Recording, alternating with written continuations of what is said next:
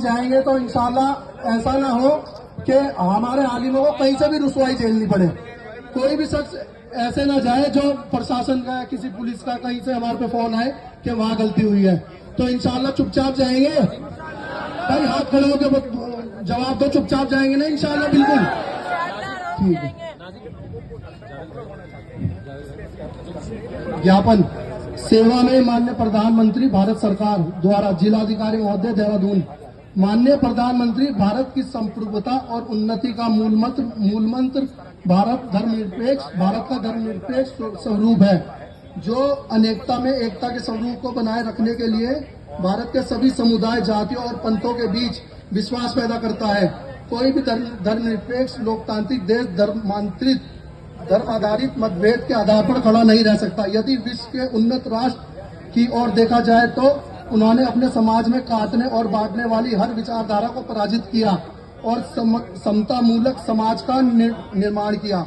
इसी समतामूलक समाज के कंधों पर अमेरिका और कई यूरोपियन उन्नत राष्ट्र खड़े हुए हैं, लेकिन दुर्भाग्य से भारत में वर्तमान परिस्थितियां ऐसी बन रही हैं जो विभाजन और त्रिसरकार को बढ़ावा दे रही हैं। विभाजन और त्रिसरकार की विनाशकारी विचारधारा भारत को विकास तथा उन्नति के मार्ग पर नहीं अपितु टकराव और तबाही के मार्ग पर धकेल रही हैं। इस पत्र के द्वारा किसी वर्ग या समुदाय विशेष के अधिकारों की रक्षा की बात नहीं की जा रही है। इसमें भारत के मूलभूत लोकतांत्रिक एवं संवैधानिक ढांचे की रक्षा की बात की जा रही है। यदि भारत के किसी भी एक वर्ग, समुदाय या संप्रदाय में असुरक्षा की भावना उत्पन्न होती है तो वह देश के लिए घातक है। असुरक्षा की भावना देश को उन्नति के मार्ग पर नहीं बल्कि अवनति के मार्ग पर ले जाएगी, जहां से लौटना बहुत कठिन होगा। भारत के प्रत्येक व्यक्ति की धार्मिक अधिकारों की रक्षा करते हुए बड़े लंबे संघर्ष के बाद हम अपने देश को आज यहाँ तक ला सके हैं, लेकिन अभी भारत को एक विकसित देश और राष्ट्र बनने के लिए लंबा सफर तय करना है।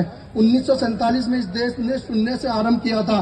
आज यह देश बहुत कुछ अर्जित कर चुका है। विश्व में एक परिपक्व धर्मनिरपेक्ष लोकतांत्रिक राष्ट्र के रूप में भारत की छवि मजबूत हुई है, जिससे भारत के आर्थिक विकास में बड़ा सहयोग मिला है। विकास की यहाँ तक की यात्रा ऐसे ही संपन्न नहीं हो गई है। इसकी सफलता के पीछे भारत के संविधान की वही मूल भावना है जो प्रत्येक भारतीय को बराबरी का अधिकार देकर देश के विकास की दौड़ में भाग लेने के लिए प्रेरित करती है और हम भारतीयों को सुरक्षा का एहसास कराती है। लेकिन वर्तमान समय में जो कुछ हो रहा है वह देश के एक विशाल वर्ग को मुख्य धारा यात्रा को केवल बाधित नहीं करेगा अपितु देश की एकता भी क्षीण करेगा। यह आए दिन कोई न कोई व्यक्ति सस्ती प्रसिद्धि पाने के लिए इस्लाम धर्म एवं पैगंबर आखिरुज़्ज़मा मोहम्मद सल्लल्लाहु अलैहि वसल्लम पर अभद्र टिप्पणी कर देता है। मध्य हाल ही में महाराष्ट्र के व्यक्ति जिसका नाम रामगिरी है के द्वारा पैगंबर आखिरुज़्ज़मा मोहम्मद सल्लल्लाहु अलैहि वसल्लम पर अभद्र टिप्पणी की गई है, जिस कारण केवल मुस्लिम धर्म को मानने वालों की ही नहीं अपितु समस्त धर्मनिरपेक्ष व्यक्तियों की पीड़ा हुई है। महोदय, यह प्रतीत होता है आपने अपने व्यक्तिगत संबंधों तथा विदेश नीति के द्वारा इस्लामिक राष्ट्रों से मधुर संबंध स्थापित कर देश को प्रगति की राह पर ला खड़ा किया है, परंतु विभाजनकारी शक्तियां नहीं चाहती कि भारत प्रगति की राह पर चले और अपनी धर्मनिरपेक्ष छवि को कामयाब रख पाए। माननीय प्रधानमंत्री जी, पूर्व में भी नुपुर शर्मा नामक महिला द्वारा ऐसी ही अभद्र टिप्पणी के कारण इस्लामिक जगत में गहरी नाराजगी देखी गई थी।